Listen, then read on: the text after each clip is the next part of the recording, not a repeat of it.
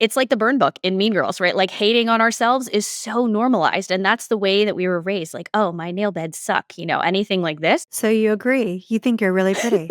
Exactly. Exactly. Sorry, I can't help but I can't leave that hanging there.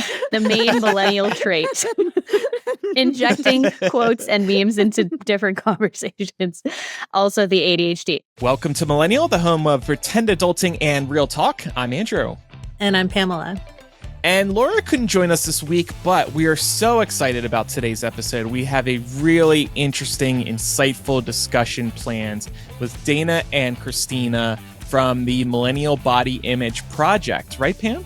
Yeah. I mean, body image, I feel like we've talked a little bit about body image and definitely 90s diet culture and how that has affected us very briefly in the past. And we know that has resonated with quite a few of you. And so we just thought that this was such a fantastic opportunity to get both of them on to talk about body image and how it relates specifically to our generation as millennials.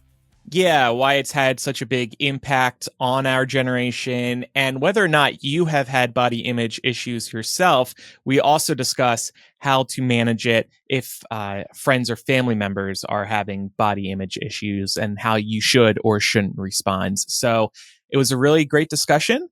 And without further ado, let's jump right into that today. So Andrew and I are really excited to be joined by two fellow podcasters today. We have Cristina and Dana on of the Millennial Body Image Project, and you're really interested in hearing more about the work that they're doing over there. So welcome to the show, Cristina and Dana. Thanks so much for joining us today. Yes, thank you for having us.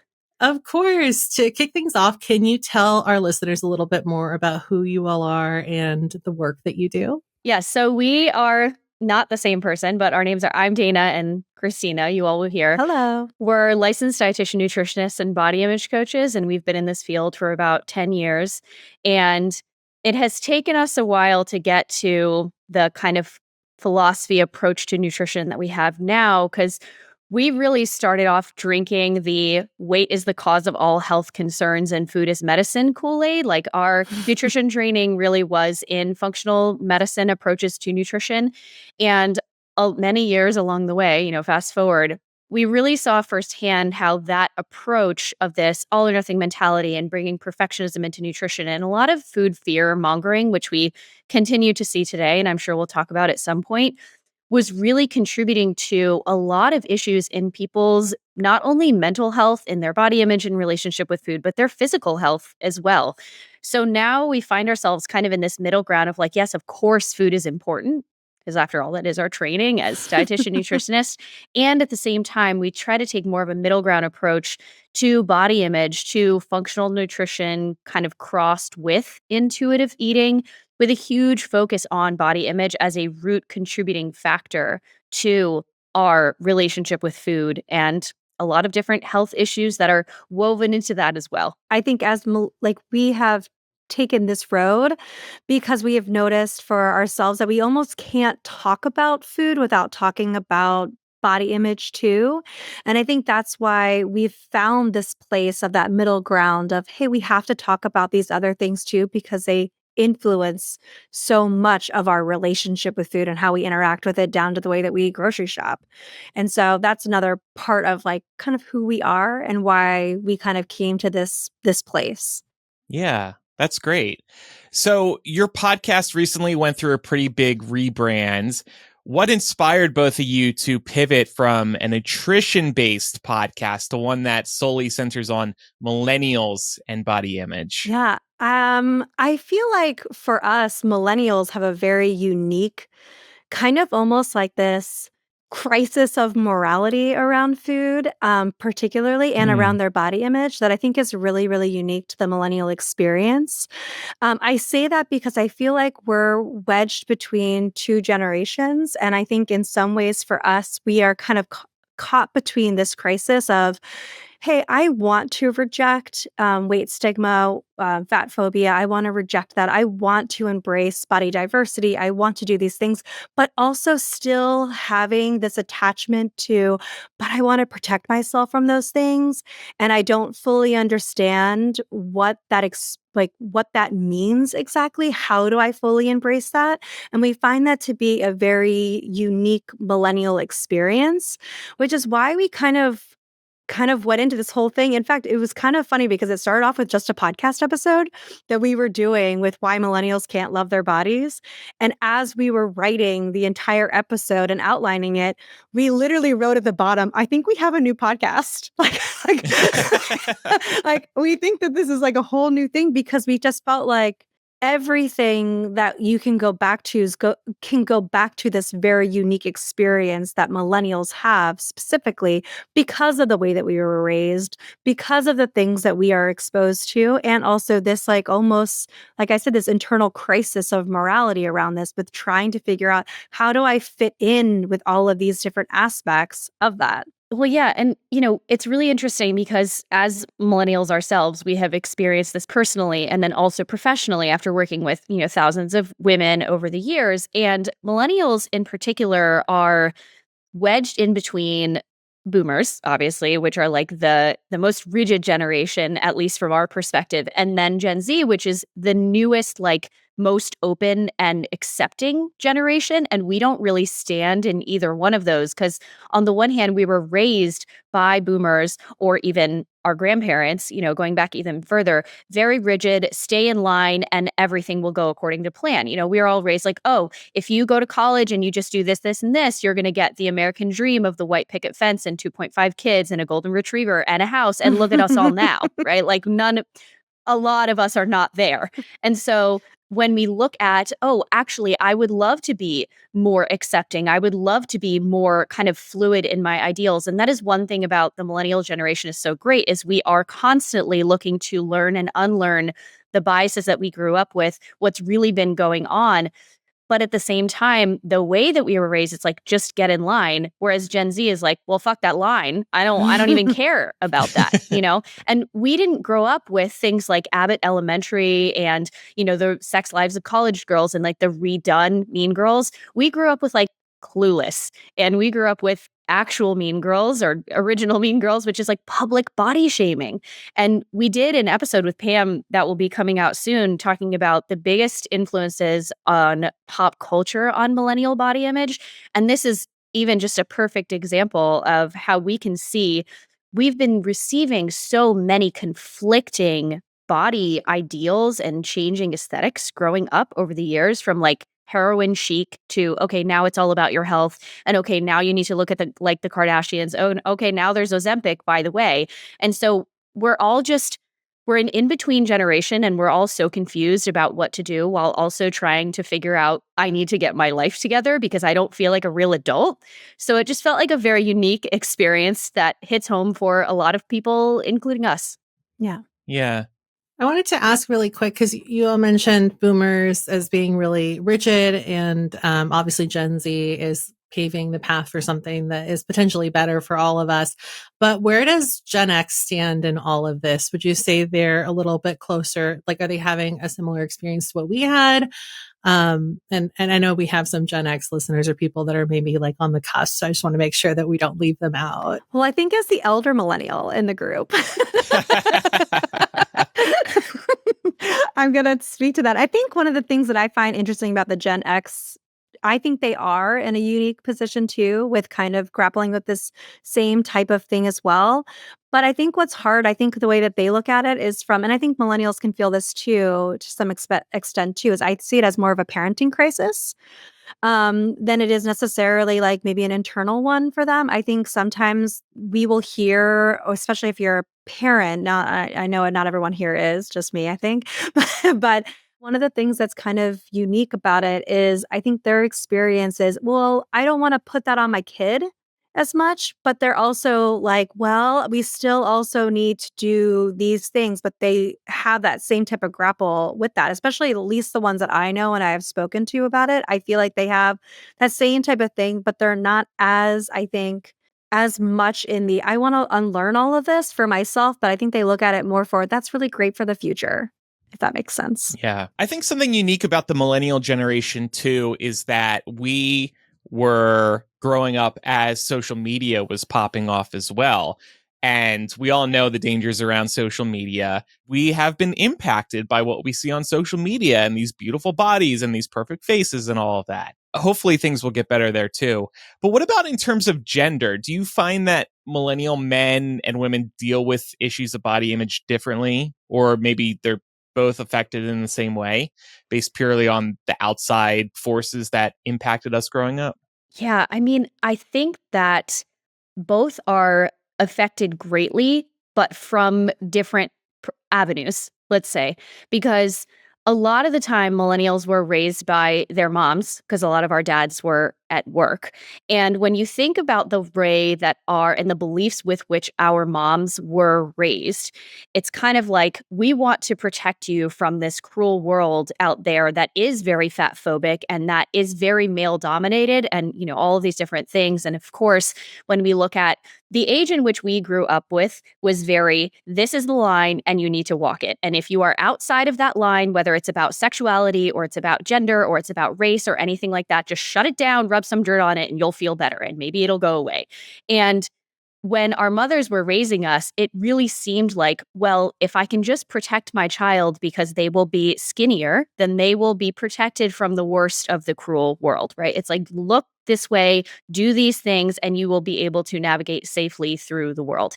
But it's really interesting because when you look at specifically using pop culture as an example, as women growing up, it's the rail thin heroin chic. We look to, Kate Moss, we look to Christina Aguilera, we look to Britney Spears, and all these different women that basically had active eating disorders when they were in the public eye in the, late 90s, early 2000s, when a lot of us were teenagers.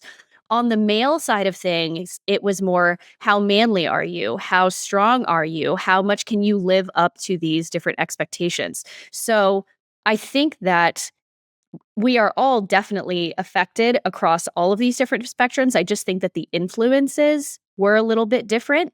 And interesting, when we bring about gender, we were talking about this before we started recording, is like millennial women, I think this also affects a little bit extra right now because we are on the cusp of the quote becoming invisible, of aging into Mhm. that demographic where it's like pre/peri menopause and we're all deathly afraid of getting old with all these different, skincare trends and everything and Botox and all the stuff like that. And we still don't even feel like we're real adults. So it just feels again like this very weird in between situation for all of us.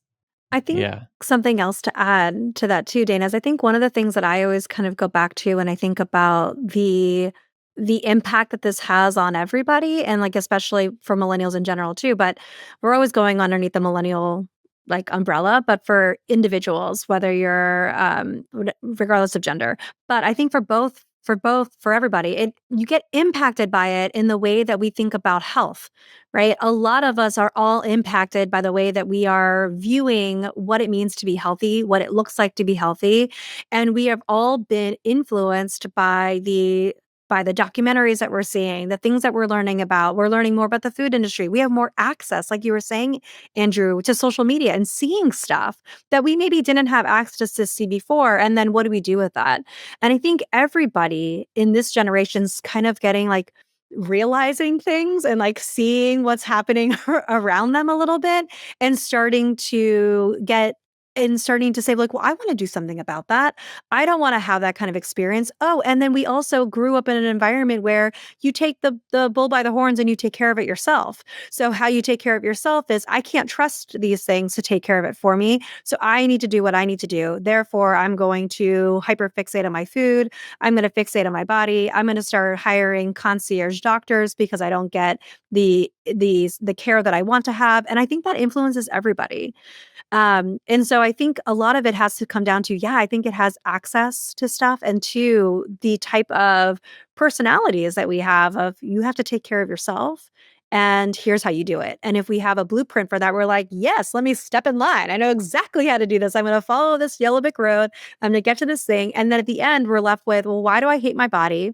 Why is my health markers the way that it looks? And why am I feeling this way when I've been doing everything quote unquote right? And I think all people can experience that in the millennial generation. I think you both sort of started touching on this, but just to kind of elaborate, I'm curious about, when it comes to body image in general, what would you say are the biggest factors that impact that negatively or positively? Yeah. Right now, it's social media and the rise of Ozempic, we would say, which is really driven by the very broken American medical system and capitalism. And then, I mean, under that, you can have like the glorification of Eurocentric body ideals, institutionalized racism, fat phobia, like all the different things, right? But on the surface, it's social media is really, really messing with people's body image, not even going into the different apps and, Facetune and all of this other stuff that definitely comes up, but just the constant inundation of having different people's bodies out there and the statement that we all kind of grew up with in the 90s of, well, if they can do it, I should be able to do it too. And it doesn't go into, or so, a clip on social media doesn't show us someone's privilege, someone's access, all of these different things.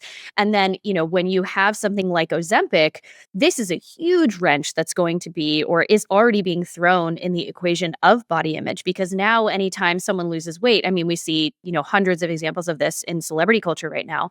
There's an assumption, oh, well, they must be on Ozempic. And you see, random person walking down the street, if they're your neighbor and you see them frequently, a month later, they've lost weight. Oh, it must be Ozempic.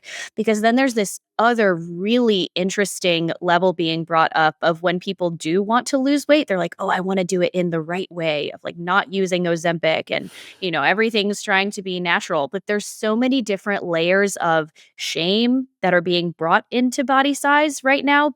I mean, it's always been there, but especially with the rise of Ozempic and, Oprah out here being like, well, we finally understand that your weight is not your worth, but you do have control of your health if you just take this $1,000 a month injection. And it's a really confusing Yeah. place to be out here. So we hope to kind of be a home for a lot of people to come land who are very confused about all of this stuff, because of course you would be confused. We're confused about this stuff. And a lot of people are really confused about how to feel about this stuff as well. The assumption that everybody is on Ozempic is also insulting to so many people who are putting in different types of work besides just taking these injections. I mean, it's kind of crazy that we're at this point where we just assume everybody is on Ozempic. Well, I think that's under the assumption that people are supposed to be, right? Like, I think a lot of the things that we've been spouted at, and like and I would use the word educated on, because it's very loosely educated, because it's a very one-sided view of education. But I think a part of it too is that we're under the assumption that if you are in a body that's outside of your health range, quote, I'm using quotes, guys, like health range or a BMI or anything like that, then you should be doing something about it. And so I think that like a lot of people too, I think another layer of it is it's not just social media and Ozempic. Ozempic is definitely throwing a wrench in things too, but I think also it's like one of the biggest issues for me is that there's such a major resistance to the idea that we can have body diversity and people of varying different bodies can also be quote unquote healthy at the same time. And I think people really struggle with that, because I always find with it's like a running joke with me and Dana that I'll say, but what about their health? And like that always, it always comes up as this point of resistance. And it's like, okay, well, can we define that? I think a lot of people have a difficult time coming up with, well, one, why do I feel such a resistance to this? What have I been told? What are the belief systems that I'm carrying? Is this real? Where is this education coming from? And one, how do I even define health? I think people have a really hard time doing that. And so we have this, I think millennials specifically, we have this real visualization of what it means to be healthy. And when we try to break away from that, we're caught with this, like, that's what I mean by that, like, crisis of conscious with it. Like, how do I orient myself in this place when I have this visualization of what this is supposed to be, and now I have to undo that visualization, which is really, really hard. And I think that's a major point of resistance for a lot of people, what makes it so difficult too. And then we have social media and we have the rise of Ozempic happening at the same time. And we're met over and over again with, oh, these people are talking about changing their bodies for their health. And these are the things that they're doing in order to do that. Am I supposed to be doing that? How do I do that? You know? To get over that roadblock of, oh, that's not healthy, that person is not healthy, how would you define healthy for people? How should people redefine healthy? I think with their therapist. Yeah. Yeah. To be honest, because I think I think in a lot of ways, this is one of the exercises I think that me and Dana talk about a lot with our clients about how do you define that? And I think it's very much like on a spectrum, right?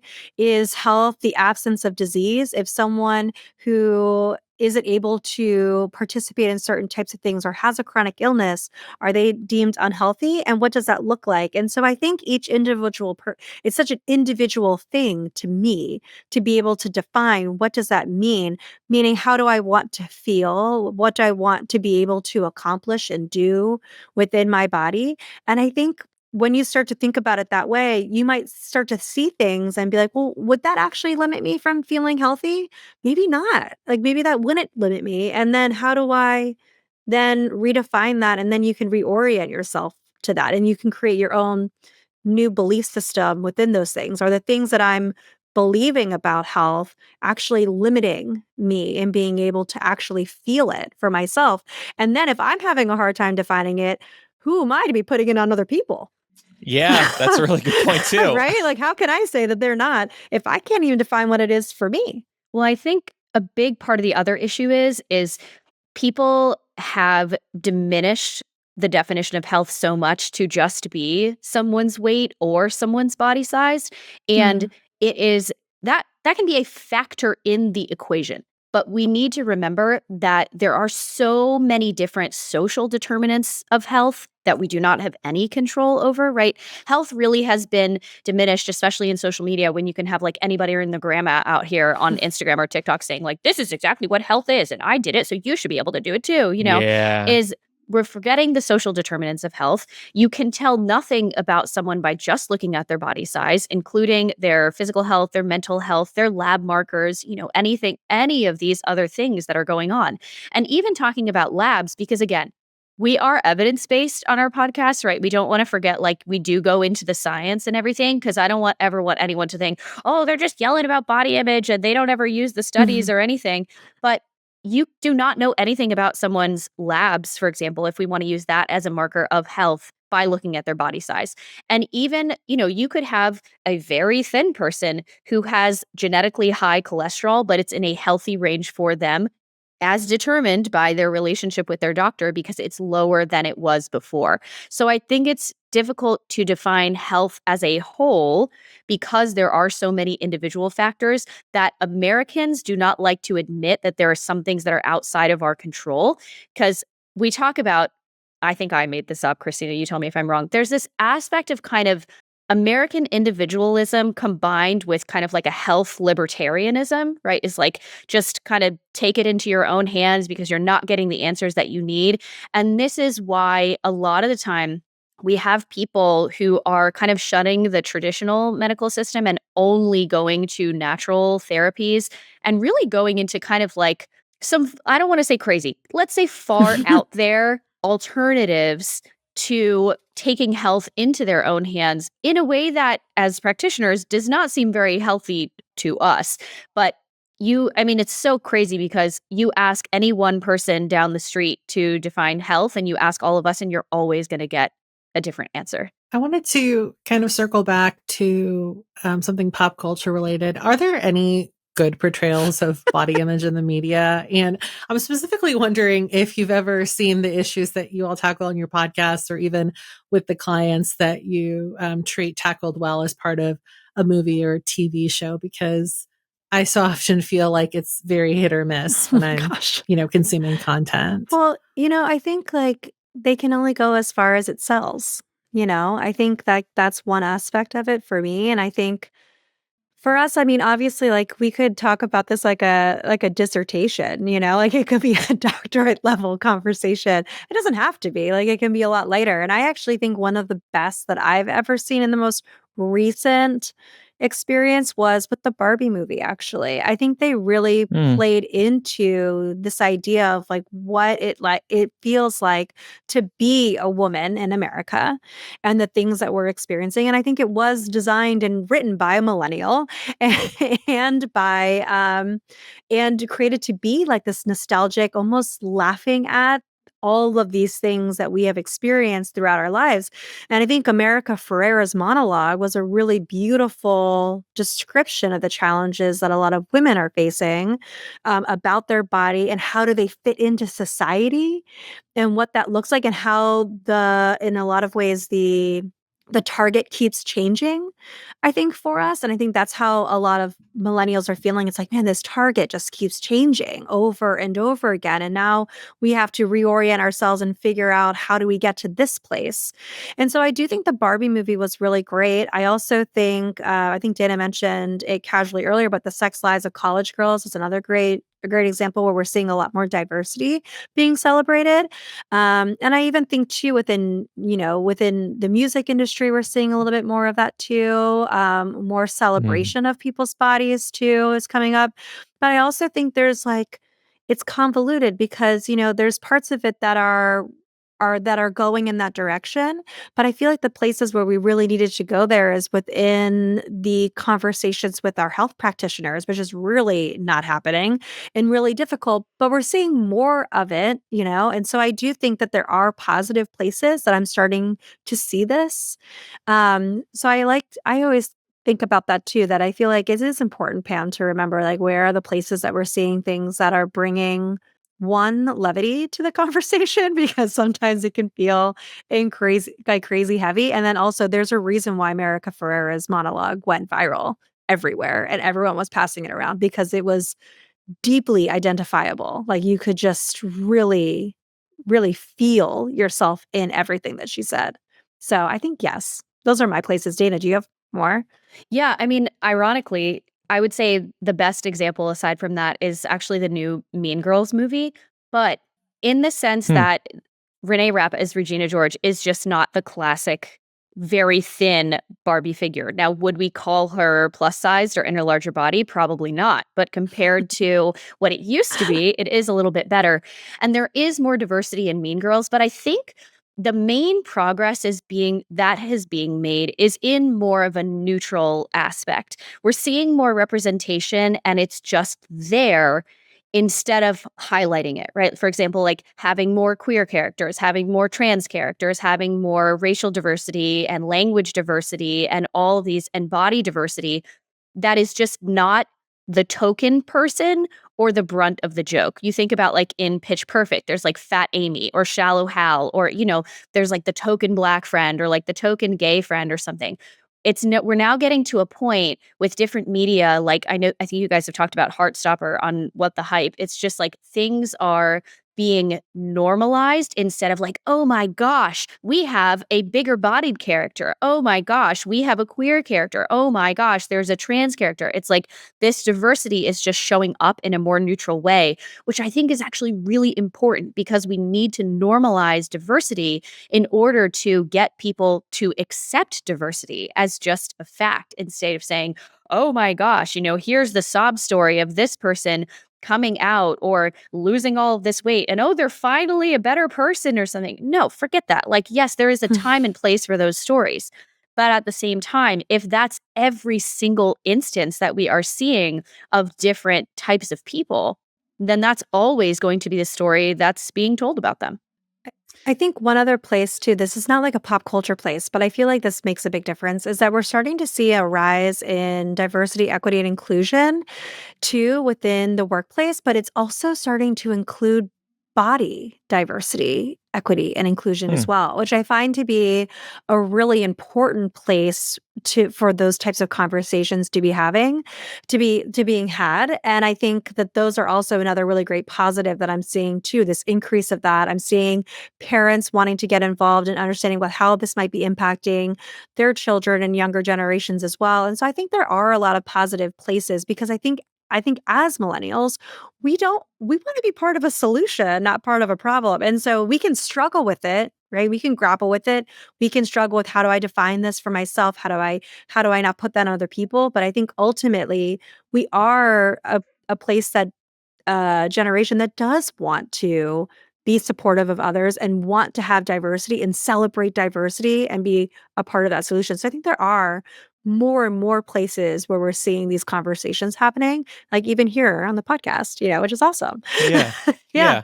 Both of you bringing up really good points. I love this observation about a neutral position as well, because I probably too often think about it from LGBTQ representation. But yes, it should be thought about in different ways, like body image. Let's talk about the social media angle, which we've touched on a couple of times briefly.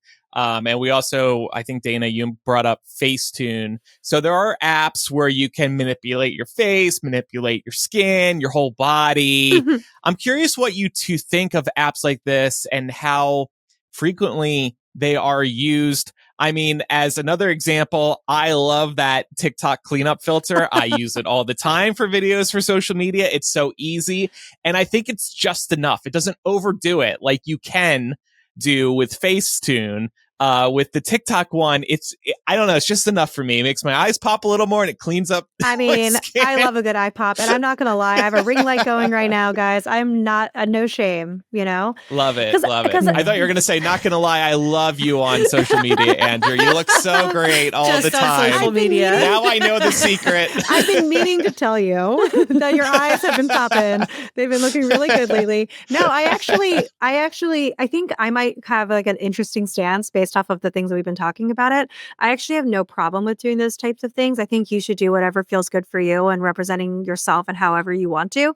Because I also think too, where does the line end? Do I want to use a ring light or am I not going to use face cream? Well, I actually care about face cream. Am I going to judge someone for doing Botox? No. Like, have I done it? No, not personally. Well, am I going to say that I never would? No. Like, I'm not going to say that I never would. And so to me, I feel like some of those things, yes, what I think can be harmful about them is that I can give people a false sense. I think sometimes when we get overly face tuned or over airbrushing or things like that. But I actually think that we're pretty smart consumers of social media at this point, and we're starting to learn that and say, oh yeah, they probably had glam this morning. They probably had all these different things. We know there's really great lighting out there. We know how these things are. Oh yeah, there's face tape too. Like, oh yeah, I know all of these types of things that we're seeing.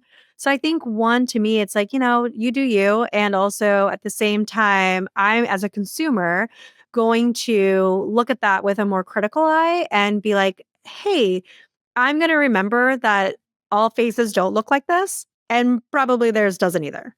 Yeah. Yeah, I mean, I'm not interested in looking like a Bratz doll, but, so that's kind of where I draw the line is, we all remember the Snapchat filters where it was like playing with all the different things. And in the beginning of all of these different filters and stuff, there was no label of the filter and it wasn't like the puppy dog ears or anything like that, you couldn't really tell. So I think now that with Instagram and TikTok, most of the time, except that one that you were talking about, Andrew, it at the top will list, what filter this person used, if it was a filter used on the app, but not if it was a filter that created the video or the photo before you posted it on social media. But I think to Christina's point, we just all need to be informed, consent aware consumers that I think it's safe to assume that most people, especially influencers and celebrities and everything, it's pretty much a given that it's not completely untouched at all. Like, it's a safe assumption that there's going to be some kind of filters. With celebrities, there's most likely plastic surgery. There's all these different things that are going on. So, I'm never going to tell anybody what they should or shouldn't do for their body. And like Cristina was saying also, where's the line? Are we just not going to wear makeup? Most of the time I don't wear makeup. For this podcast, I am wearing makeup. Also, my cheeks are super red because it's hot in this room. So I don't want all of you to think, oh, she has such a natural blush. No, I'm hot as shit right now. So that's where it's coming from. Turn on the AC. Goodness. It's on. Window. No, turn the fan on. The sun comes directly into this room, which you wouldn't guess because it's so dark in here right now. But oh, okay. Well, we can't tell you're feeling very hot right now, so don't worry about it. I think it's a nice natural glow. That's what I think. Yes. I would never know. I agree.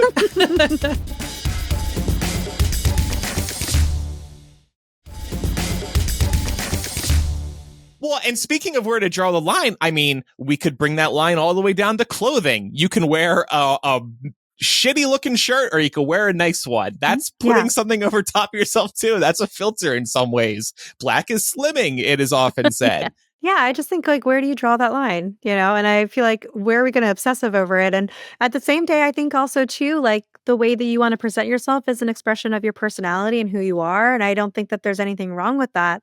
I just think as a consumer, we shouldn't internalize what other people are doing as something that we're supposed to be doing, or that this is the expectation for everybody.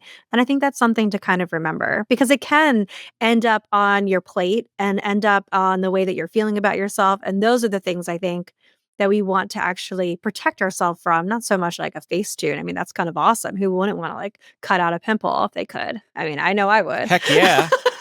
I know I would. I still have the original Facetune. It's been begging me to upgrade to the subscription one. I'm like, hell no, I'm holding on to this old Facetune for as long as I can because I paid for that once. Whitening and I'm happy. Yeah, a little teeth whitening every once in a while, cover up some pores every once in a while. That's all I need. Smoothing. I don't need all the fancier stuff. I feel you. To start kind of wrapping up our discussion today, I wanted to ask you both, based on the trends that you've observed, do you think you can give us a sense of where you think the discussion around body image is heading in the next couple of years? Like, are we going to start to see more of the same, like what we see coming out of Gen Z, or do you expect it to shift one way or the other? I do. I think one of the things that I've been thinking about is I think it's going to be more veiled, and I think for us, I feel like we can go back in time and look at how obvious it was, right? Like we can see, like going through the grocery line, we can point it out really easily, like, oh wow, that was obvious, we can see very obviously like a lot of these things. And I think moving forward, it's going to be more thinly veiled. And I feel like we have to have a little bit more of a critical eye.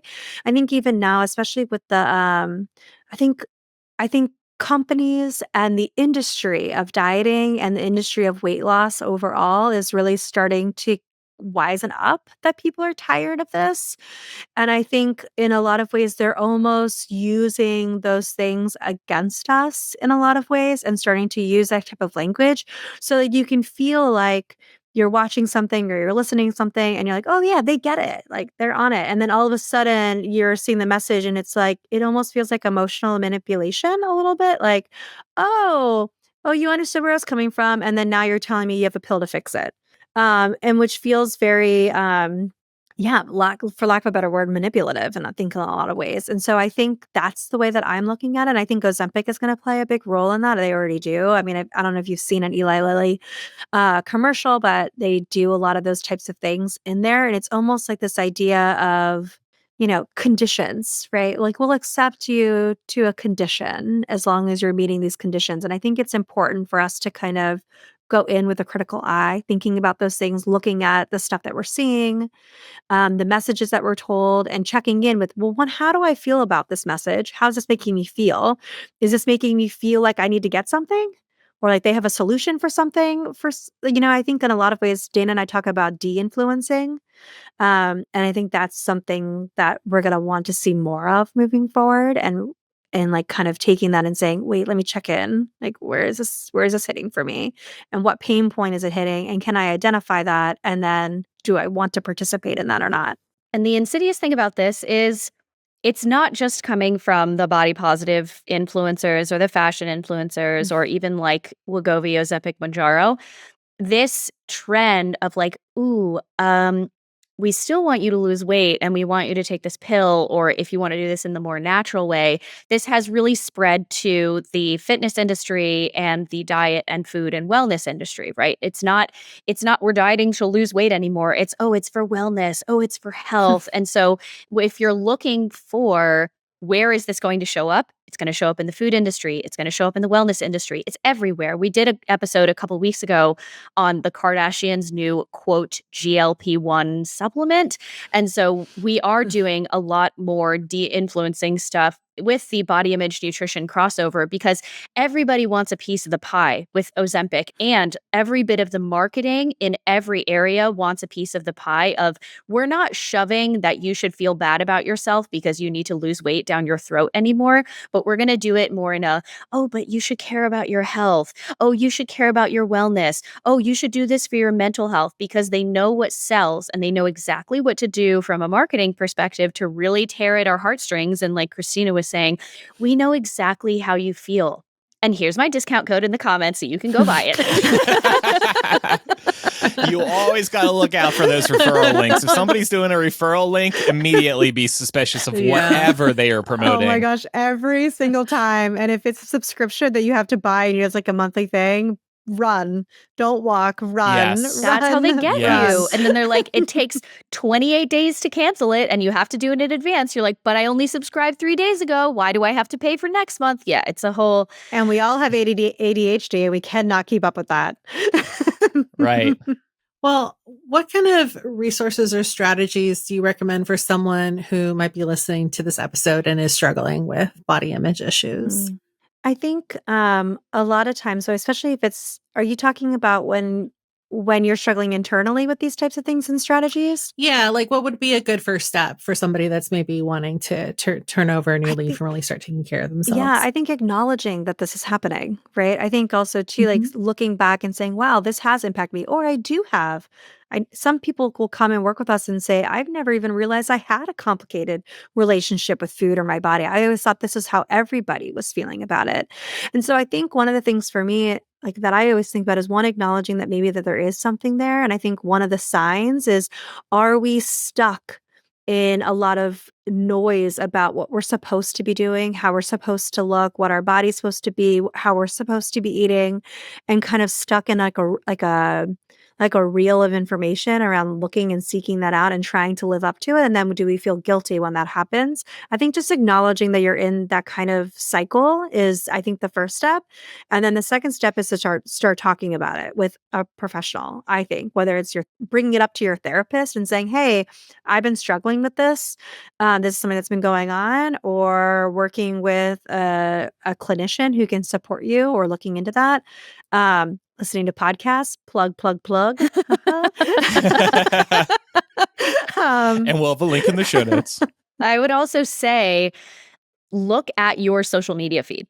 And we always say the only detox we ever recommend is a social media feed detox, and going through and seeing, now this is harder to do on TikTok, but like on Instagram, is anything that comes up across your feed that makes you feel like, I'm not enough, I should be doing something, I shouldn't be doing something, I need to buy this product, I need to be doing this thing. Or anytime that you see someone that's like, oh my God, I wish I just looked like them or had their life or whatever, unfollow, mute, restrict, whatever the new button is. Because if it's an influencer, they'll be there if you ever want to go back to them. But there's no point in disrupting the peace and the safe space that you are trying to build and claw your way out of by being faced with these things constantly. I mean, it's going to be around with your family. You know, the holidays are coming up. It's going to be bombarding you so many different places. There's no point in, you know, if you're going to scroll and dissociate for a little bit, there's no point in feeling bad about yourself by seeing all these different things like, oh, you should be doing this, you should be doing this, you should be doing this. And in addition to just taking a look at your social media feed, we always say to lead with curiosity and see if you are noticing, oh, I am having a little bit of a struggle, or like this, I know that this is something that I really struggle with. What are the biggest things that are the inputs that are contributing to the way that you feel, or how the way that you feel? So is this something that I was raised with from my parents? Is pop culture a really big influence on me? Is social media a big influence on me? Are the closest friends that I have always engaging in weight or body talk or dieting behaviors? And not saying that you have to cut all those things out, although it would be easier to create a trigger-free zone if you did that. That's not a sustainable way to live. So it's looking at, where are my biggest triggers? Where are they coming from? And then figuring out a strategy, probably with a practitioner, of how can I navigate these triggers that bombard me the most? One thing I will add to that, Dana, because we love a good add-in approach for things is like, let's say you don't want to mute somebody or you don't want to take people away or you don't, because that can be hard. Sometimes it's your parents or like your friend, like you grew up with. And, like you don't want them Mm. to know you do want to like their photos. There's all the politics, right? We get that. Um, so what I sometimes recommend for people is instead of trying to feel like you have to take things out or identify those things, because that might be hard, just start adding in more diverse accounts. Start looking for people, start searching for things that are maybe going to reinforce some of these things and create more diversity within your social media feed. Because the more you normalize that and the more you're seeing it every day, it's going to be easier. And you're thinking, everyone's social media looks like this. Everybody's body is different. Like I have so much diversity here within just my scroll that it almost in some ways starts that neutralization that you can kind of start to see and feel, and instead of reinforcing some of the older things. I And love I that can point. personally vouch for that because I've been making a concerted effort to do that the last few years on TikTok and Instagram. And it's so crazy how helpful it is to see people that look all different types of ways, Totally. just like living their lives, you know? Yeah. And that has been like so great for my personal mental health. So that's a great tip. Yeah. One reason I love that is because we too often talk about muting, unfollowing, seeing less from. I personally don't use that phrase add in very often. I'm going to try to keep that in mind. And I mean, I'm just looking at Facebook right now. You can hit the three dots up top and you can hit show less, but you can also hit show more. Show me more of this. And then, of course, engaging with the content that you really like is going to train these algorithms to Exactly. give you more of that content Yeah. that you're looking to add in. Yeah, the more you're liking So- it, the more you're sharing it, the more you're commenting on it, the more you're, saving the post if it's hitting home for you, things that you can refer back to. I think the more you're training it to kind of give you a little bit more of a variety because it's there. Like we have a very diverse world. And if you start engaging with it, with that social media, with that in mind, you're going to see a lot more diversity. And I think ultimately that is the goal, is that the more you see it, the more normal it is, because it is. I'd like to also talk about this from the other side. If you are seeing a friend or family member struggle with their body image, are there certain types of words or phrases you should maybe never use with these friends or family? And on a related note, what are good things to say to someone if they are maybe not so jokingly calling themselves fat, ugly, etc.? Yeah. Because I will hear friends and family say this, and I want to say the right thing. Yeah. I want to say, no, you're not. But is that enough? It doesn't feel like enough. Yeah. So Yeah. it really depends on your relationship with this person and how much you want to give them the straight talk or like the tough love, right? Or just if you personally are trying to create that safe space and you're like, I just don't want to be a part of this conversation, like find a way to exit, right? But when you bring up it's such a classic, again, the holidays are coming up. People are always feel licensed to talk about food and bodies and whatever diets that they're doing and everything around the holidays. And if someone is saying, oh, like I just feel so fat, or I just feel, all these different things, actually saying, no, you're not is almost, I'm sorry, Andrew, but now you'll know, is almost more harmful because you're trying to convince them, no, you're not fat. The connotation there is that fat is bad. And so what we, the assumptions that we were raised with as millennials is fat is lazy, doesn't care about their health, fat is bad, all these different things. Luckily, I think Gen Z is being raised with a little bit more progressive assumptions, let's say, or different assumptions. But if you're trying to convince someone that their lived experience is not true or that their lived experience is bad, that's not the direction that we want to go in, right? Because if you're saying, no, you're not fat, what you're actually saying with society's assumption is, no, your body isn't bad, or no, it's not as bad as you think it is, right? No, you're not fat, which of course, that would be the first thing that we as millennials all go to. So Andrew, I don't want you to feel bad about yourself, right? No, this is exactly why I'm asking this question, because I don't know the answer. So thank you for correcting me and on how to handle this. Yeah. And again, more of we try to take a a lead by example approach. Because one of the things that is really interesting is when you hear someone talking about their body in any negative kind of way, it is only human to compare yourself to that person and then say, what must they be thinking about me? What must they be thinking about these other people if they think of themselves in that way? Because a lot of the time when someone says something like that, their internal monologue and those intrusive thoughts for some reason are finally being allowed to let out. And it's a really vulnerable moment for them. And they're looking for that reassurance. They're actually looking for you to say, no, you're not fat. No, it's not that bad. No, it's not all those things. But one of the things that we find is more helpful, what you can actually do is, oh, I'm actually really working on trying to not say negative things about my body or talking about my body like that in any negative way. And it's been really helpful for me. And it's kind of a very political non-answer coming from the poli-sci major over here, but it can be a really helpful thing to lead by example, because on the one side, you're establishing that boundary of, I really would rather not participate in any kind of negative body or food talk. But at the same time, you're giving them a permission slip of they don't have to engage in that kind of body talk either, which they may have never even considered as a possibility before. Because especially as women, and I'm sure Pam, you can talk to this as well, is it's like the burn book in Mean Girls, right? Like hating on ourselves is so normalized. And that's the way that we were raised. Like, oh, my nail beds suck, anything like this. And so if So you agree, you think you're really pretty. Exactly. Exactly. Sorry, I can't help but I can't leave that hanging there. The main millennial trait. Injecting quotes and memes into different conversations. Also the ADHD. But if you're by, saying stuff like this of, oh, I'm really trying not to speak negatively about my body and, other stuff like that. You don't even have to say you should do this or you should do that. I'm trying to not speak negatively about my body.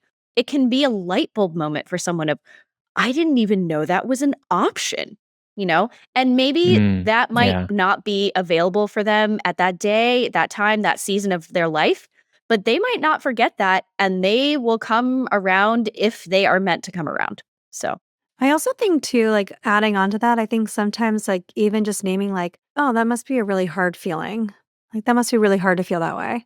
Especially with the messages that we're told, like that's really hard. I'm sorry you're feeling this way about your body and about and it yourself. opens up an opportunity for them to address it further if they want. Yeah. Also, fat's not a feeling. So I'm just like throwing that out there too.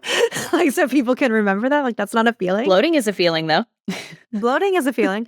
But fat is not a feeling, I think, too. But also to say like, oh, I think also again, like what Dana mentioned too about leading with curiosity, like, oh, why have you been feeling that way? Or like that must be really hard to feel negatively about yourself and your body. I wish you saw yourself the way that I see you. Could be also a really nice thing to say too, that opens up the conversation and maybe lets them know that you're kind of a safe person to come and talk to you about this type of stuff, which I think could be also a really beautiful thing as well. Yeah. Or something like your body is the least interesting thing about you is another one that we've said before. That's a good one. Yeah. Your soul is beautiful. No, that's probably too cheesy. Like I would literally talk about anything else other than your body because I think it's like the least interesting thing. Oh, well, that's my internal dialogue is like, please get me out of this conversation. I don't want to be talking about this with my family for the 10th year in a row. But is that what I'm going to externalize? No. Well, thanks so much for joining us today. I think Andrew and I both learned a lot, and I know that anyone that listens to this episode is also going to probably agree with us. Well, thank you. Before we let you guys go, we would love for you to let everyone know where they can find you online so that they can hear more from you. Yeah, so we're at the Millennial Body Image Project. Everywhere. Yeah, sorry, Dana. Cool. Everywhere. Instagram, TikTok, website, all the places. That's where we are. And we have, like you said earlier, Andrew, we just rebranded. And so we have all new episodes coming out, but you can deep dive into old episodes that have the exact same fabric of information and belief system built into it. And so you can kind of do a deep dive if you want to, but that's where you can find us. Yeah. You've got over 300 episodes over there, guys. There's only about 100 on the regular feed, but you can go back even farther if you want to. millennialbodyimageproject.com. Love the font design, by the way. Now. Christina's our graphic designer. Cool. That's not me. Oh, okay. All right. Yes. Yeah. And listeners, we will have links in the show notes as well if you want to find them that way. Well, Dana and Cristina, thank you again so much for your time today. We appreciate it. Yeah, thank you for having us. Thank you. Thank you so much, guys.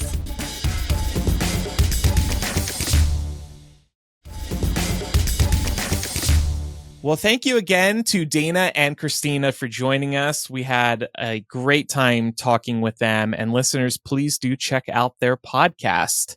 Coming up in After Dark today, Pam, I honestly don't even know how we came to decide on this discussion. I don't know. I think it started with like the Hear Me Out smash cake trend and then probably spiraled from there. Yes, I think that's about right. And in fact, one of our listeners, Chase Lynn, had suggested we talk about or we do our own Hear Me Out challenge. That is not the plan this week, but thank you, Chase Lynn, for that. And we will think about it for a future episode. For this week's episode, we are going to be talking about childhood crushes, both fiction and real. So I'm thinking school crushes, celebrity crushes, neighbor crushes, that type of thing. Yeah. It's going to be like a little like millennial sleepover. Andrew and I are just going to be sitting here giggling over our old crushes, and it should be fun. He was staring at me all of math class. We brushed hands in the hallway. He said it was an accident, but I don't think so. I don't think so. So we'll talk about that in After Dark this week. After Dark is part of Mega Millennial, which you get every week when you're a patron or Apple Podcast subscriber. It is also ad-free. So visit patreon.com/millennial to pledge today.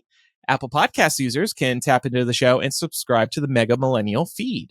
Other Patreon benefits include recording studio access, monthly variety shows, access to our planning meetings, and in October, which we are in, we're actually launching a new benefit, which is called From the Vault, Smart Mouths. So 2 episodes of Smart Mouths is going to be released every month over on Patreon for patron subscribers. And we'll also be publishing each episode's original show plans that were written for the episodes when they're available. The first episode is up now, right, Andrew? It is. And we decided, so with the Smart Mouths releases, we're gonna jump around in the history of Smart Mouths. But of course, we have to start with episode 1. So episode 1 of Smart Mouths is out now. Listening to that, one of our listeners, Tiara, messaged me. She was like, wow, y'all sound different. I was like, yeah, we used to be happier. Do you know what's so funny is because I had never, I can't remember if I ever listened to Smart Mouths or not, but I was not a part of the show. And I clicked just to like the first 5 minutes. And I was like, I do not remember you all having such a big panel to start with. And I'm sure at some point very soon it like quickly diminished down to the core hosts that most people probably remember. Yeah. And I was like, wow, I haven't heard these names in years. I know. It was insane. We got some good feedback about this new benefit on our Patreon too. For example, Alex said, that was a blast from the past. Totally remember listening to Smart Mouths from episode 1 onward. The discussion about being able to curse on the new show, but not being sailors had me cracking up, especially knowing what was coming in 2016. So yeah, it's fun to listen back to these episodes to see where we were then. And you'll sound so young. Like Laura specifically sounds so different. It's really fun. Yeah. Shelby said, not Laura introducing herself as a college sophomore. This was 15 years ago. 15 years ago. And to that point, I put a disclaimer in the post, and this will be in every post. These episodes were recorded 15 years ago. As such, there may be remarks made that the hosts of Millennial and Smart Mouths no longer stand by. That was very smart. Way to cover your asses. Things are inevitably going to come up that we would cringe hearing ourselves. People are going to hear things and they're going to be like, I can't believe you guys said that. You're awful humans. You're canceled. I'm going to be like, cancel me from 15 years ago. I'm a different person now. Take a time machine, go back in time. Yeah. Well, speaking of the new benefit from the vault, you can actually access all of our benefits that I listed before over on Patreon. And it's really easy to get started with that. Apple Podcasts and Patreon offer 7-day free trials and also annual subscription discounts. So be sure to take advantage of that if you just want to check out what we have over there, because there's lots of fun stuff. Time for recommendations. Actually, I think that my recommendation may have partly inspired our After Dark discussion today. So I'm sure many of you have heard that Wendy's is now doing a Krabby Patty, an official one. They teamed up with Nickelodeon SpongeBob to celebrate the 20th anniversary of the show. It's called the Krabby Patty Kollab. And I was excited about this, but I became more excited when I found out they had partnered with local restaurants across the country who got to create their own Krabby Patties. They are in Seattle, San Francisco, LA, Vegas, Dallas, Chicago, Miami, Atlanta, New York, Toronto, Mexico City, and London. You can find the list of restaurants at KrabbyPattyKollab.com. That's Krabby and Kollab with a K, by the way. So I went to one of my favorite burger restaurants here in Vegas that was doing one of the Krabby Patty collabs, and I just thought it would be so fun to say I got a SpongeBob Krabby Patty. And did you? Yes, it was delicious. Aw. It's really cute. They serve the Krabby Patty with a side of fries or tots and some Krabby Patty sauce, I guess they're calling it, in a Happy Meal style box, and it's got SpongeBob on the sides. So I thought that was a really nice touch, because how often do we as adults get Happy Meal style boxes at food places these days? So I love that part of it. It was good. I mean, it's their own version of the Krabby Patty, but I just love that they're calling this the Krabby Patty, and you get the SpongeBob box and all that. So check out KrabbyPattyKollab.com. And if I mention one of the cities, check it out in that city. I have to say, I love that they teamed up with local restaurants instead of just fucking Wendy's. This is a great way for SpongeBob to have supported some great local restaurants around the country. Yeah, I'm going to have to check to see if they have any in my area, because I know I saw a list when we were planning this episode, and I recognized quite a few of the local establishments out in the city. So that's great. Good. And I also have a food-based recommendation. If you like to bake, especially around the holidays, and you have extra storage space in your house or in your freezer or wherever you store extra things like butter, like, go stock up on that shit now, because from this point forward, I've just noticed that they start raising the prices on that stuff. So if you're going to go through a lot of butter because you're baking cookies for your friends and family, if you're going to need chocolate chips or brown sugar, anything that you use to bake, just buy it now if you can and save up, because it's crazy how much they inflate the prices on that stuff, especially during the holidays when they know everyone's going to want to be baking. So that's my hot tip. Good call. Well, thanks everybody for listening to this week's episode. Pals, make sure you're following the show in your favorite podcast app so you never miss an episode. And we would appreciate a review on Apple Podcasts or Spotify.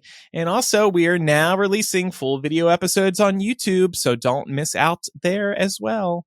To stay in touch with us, email millennialshow@gmail.com or visit millennialshow.com. While you're there, you'll also find links to all of our various social media channels. So please do give us a follow on all of those. It really helps the show out. And Spotify users can also leave feedback directly within an episode. After Dark starts in a moment for patrons and Apple Podcast subscribers. Thanks, everybody, for listening. I'm going to close the show by doing something I used to do all the time. Not on air, I don't think. Maybe once or twice. I have a SpongeBob impression. And watch me do this. I learned the trick from the voice of SpongeBob. Okay. You start slapping the underside of your chin to make the SpongeBob laugh. Here we go. Thanks, everybody, for listening. That's delightful. Is it? Okay, thanks. Little Halloween spook for everybody. Some new nightmare fuel. Thanks, everybody, for listening. I'm Andrew. And I'm Pamela. Bye, everyone. Bye. Bye, everyone.